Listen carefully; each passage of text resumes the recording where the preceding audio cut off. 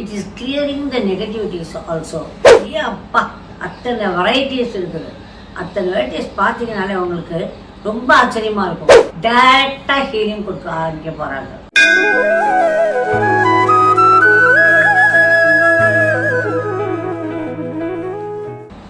குருச்சரணம்.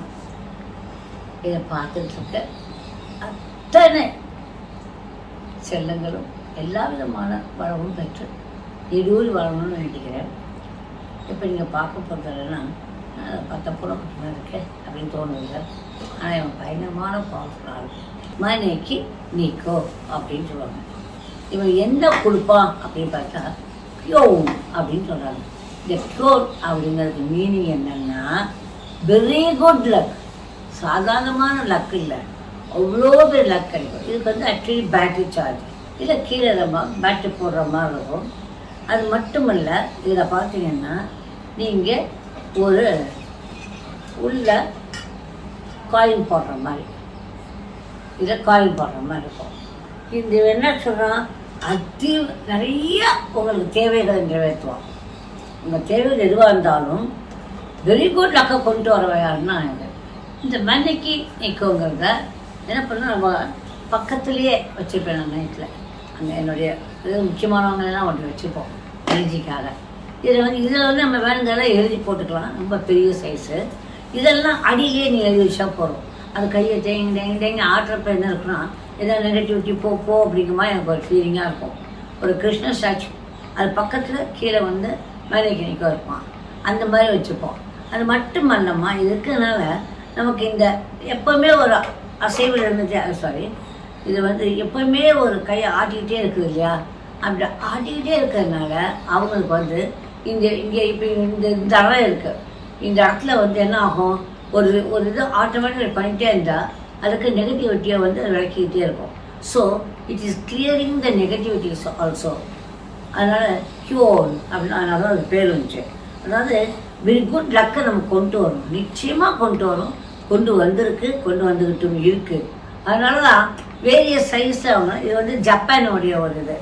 அதனால் ஜப்பானில் பார்த்து நான் எனக்கு ஒரு நிறையா நம்ம கொண்டு வர முடியாது இல்லையா, நமக்கு வெயிட்டு வந்து எவ்வளோதான் கொண்டு வரலான்னு இருக்கிறதுனால ஃப்ளைட்டில் நான் எனக்கு கொஞ்சம் கொண்டு இந்த மாதிரி பெருசை பற்றி என்னுடைய பர்சனல் அப்படி கொண்டாந்துருப்பேன். ஆனாலும் இது வந்து 2 3 இருக்கலாம். வேணுங்கிறவங்க இதை வாங்கிக்கலாம். இது எனர்ஜினஸில் இருக்குது. இந்த மனைக்கு நிற்குங்கிறது ஒரு அருமையான ஐட்டம். நிறைய பவர்ஃபுல் ஐட்டம் இருக்குங்க அந்த வேர்ல்டுலேயே. வேர்ல்டில் வந்து நிறைய பவர்ஃபுல் ஐட்டம்ஸ் ஓடிட்டுருக்கு.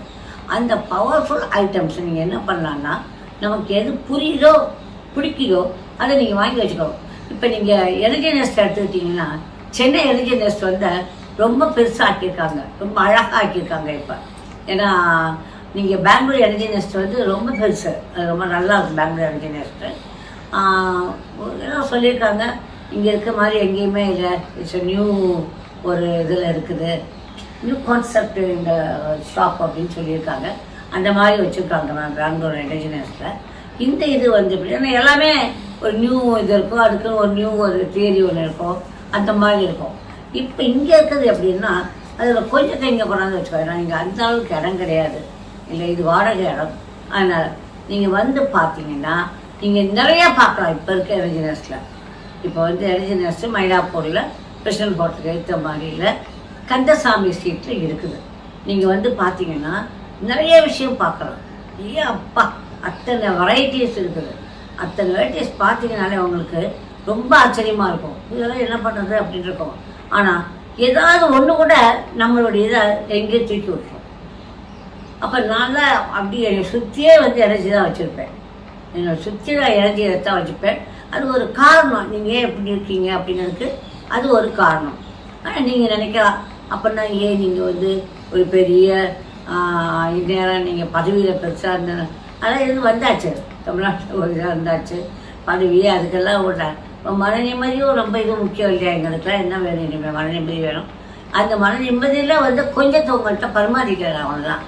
என் மக்கள் எல்லோரும், என்னுடைய செல்லங்கள், நீங்கள் எல்லோரும் நல்லா இருக்கணும். அதே சமயம் என்ன பண்ணுறோம், கொஞ்சம் அந்த லாபத்தை ரொம்ப வைக்கிறது இல்லை எனர்ஜினஸில். அவங்க உங்களுக்கு கிடைக்கும் மாதிரி பண்ணுறாங்க. அதனால் நீங்கள் கம்பேரிட்டிவாக பார்த்தீங்கன்னா ரொம்ப நல்லா இருக்கும் எனர்ஜினஸில்.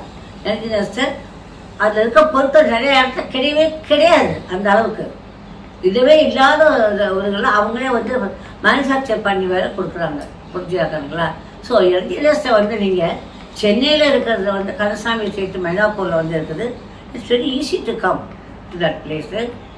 அதை விட ஒரு பிரமாதமான ஹீலிங் சென்டர் வரப்போகுது.